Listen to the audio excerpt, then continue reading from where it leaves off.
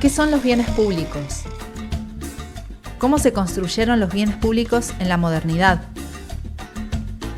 ¿Cuál es la condición indispensable para que sea posible el cuidado y la protección de las instituciones?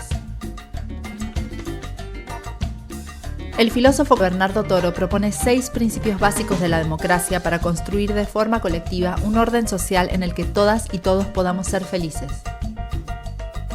En este 6º y último episodio, veremos el principio de construcción de lo público, que nos habla de la importancia de los bienes públicos en una democracia. Además, Bernardo nos va a contar cómo se fueron transformando estos bienes desde la antigua Grecia hasta el día de hoy. Esto es Surrealismo, relatos sonoros que cuentan nuestra forma de ver el mundo.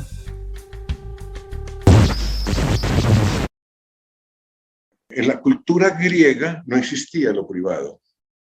En la cultura griega solo existía lo público. Por eso el Estado podía entrar a las casas a todas partes, ¿sí? Y el bien de la res pública, o sea, porque el concepto es cómo logramos vivir todo con lo que tenemos. Entonces, el concepto de rex pública, cosa pública, rex en latín, el concepto de cosa pública es un concepto fundamental en el concepto de la democracia, que es el concepto que hoy tenemos de Estado, cosa pública. Pero ellos lo tenían como una parte constitutiva, no era que el Estado estaba por allá y yo por acá, no. Yo soy parte de lo público, mi casa es parte de lo público, por eso ir a la guerra era un acto público.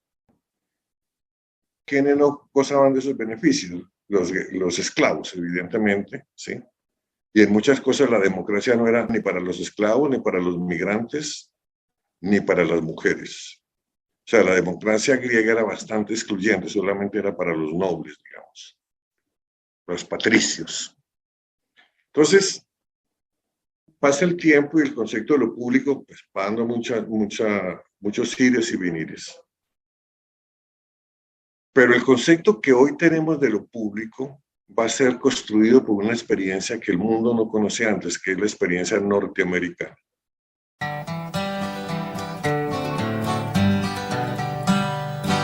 I'm in the way, the bright and shining way. I'm in the glory land way. Held in the world that Jesus saves today. Yes, I'm in the glory land way. Piensen lo siguiente. La conquista de Norteamérica, Canadá y Estados Unidos y la conquista de Latinoamérica ocurren casi al mismo tiempo. Casi 2 años de diferencia, primero la de América Latina. Pasa todo y hoy la pregunta es ¿por qué lo que pasa allá es tan distinto a lo que pasa por acá? Y fundamentalmente la diferencia está en la forma como se construyeron los bienes públicos. En Estados Unidos llegaron familias, venían huyendo de una persecución, la persecución protestante que hacíamos los católicos a los protestantes en el siglo XVI. Entonces vienen familias, el papá, la mamá, la tía, la abuela, todos vienen a ocupar un territorio. Vienen suecos, irlandeses, holandeses, croatas, serbios, después van a llegar los chinos, después, y todos vienen con un mismo proyecto. Piensen lo siguiente, ni siquiera hablaban el mismo idioma, ni siquiera vinieron por las mismas rutas, ni siquiera vinieron bajo las mismas condiciones. Comían distinto, vestían distinto, hablaban lenguas distintas, pero tenían un solo proyecto, hacer posible el proyecto de Lutero, de Calvino y de Zwinglio, poder leer la Biblia con libertad de conciencia, que ya era un elemento fundamental en la constitución del pensamiento democrático moderno. Era el único proyecto juntos. Entonces, cuando llegan diferentes naciones con diferentes perspectivas, tienen que comenzar a resolver un problema. ¿Cómo construimos lo de todos? Evidente que lo primero que tenían que construir de todos era la escuela. Porque si no se sabe leer y escribir bien, no es posible participar en el proyecto de Lutero, la lectura libre de la Biblia, el debate libre de la Biblia. Escribir con libertad sobre la Biblia requiere saber leer y escribir bien. Y aquí una anotación educativa. Por eso en las culturas protestantes la educación no es un servicio, no es un favor, no es un privilegio. Es un factor estratégico, porque sin lectura y escritura no hay país. ¿Sí? Por eso le invierten lo que le invierten en la educación. Entonces, ese hecho de aprender a leer y escribir bien los obligaba a, entre todos, independiente de la nacionalidad, de las tradiciones, a pensar en la escuela como un bien colectivo, a pensar en la iglesia como un bien colectivo, a pensar en el correo como un bien colectivo, crear el dólar, ¿qué le parece? Crear una moneda, a pensar en todo como un bien colectivo, y ocurrió algo que no había ocurrido antes en la historia. Una anotación, por la diversidad de lenguas, por eso en Estados Unidos no existe lengua oficial, existe lengua prevalente.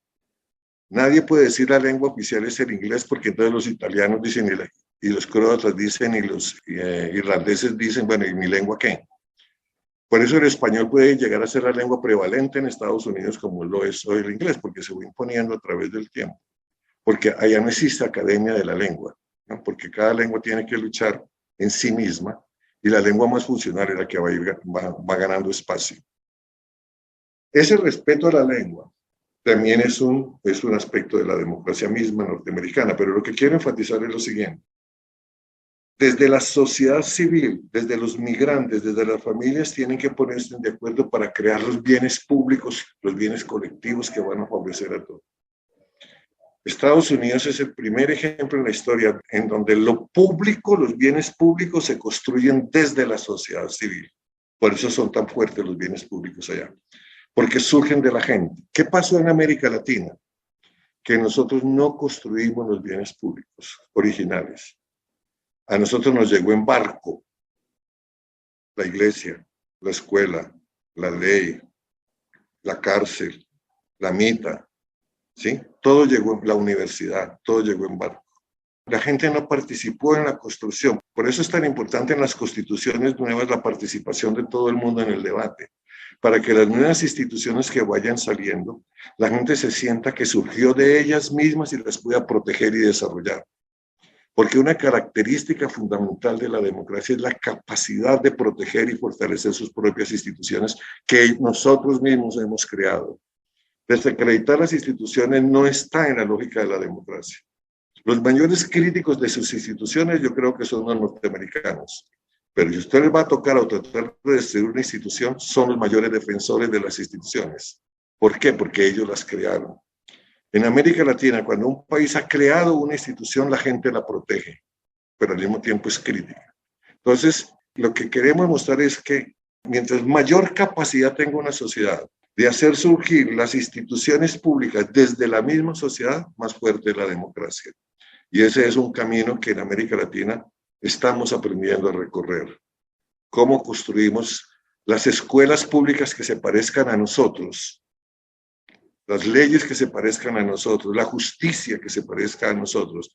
Por eso es tan importante el debate público constitucional, por eso es tan importante el debate de la ley, por eso es tan importante el debate de los derechos humanos para convertirlo en alternativas reales para las personas en nuestros países.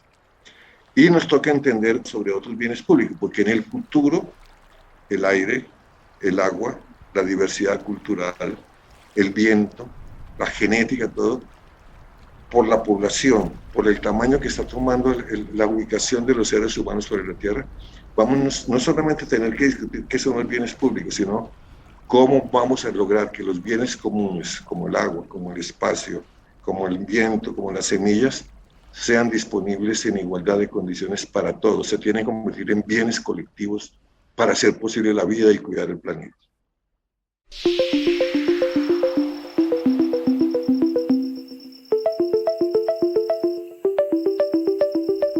Gracias por acompañarnos en este viaje sonoro. Nos encontraremos en el próximo para seguir contando las historias y las reflexiones que emergen desde nuestras latitudes. Esto fue Surrealismo, un podcast de Fundación Avina.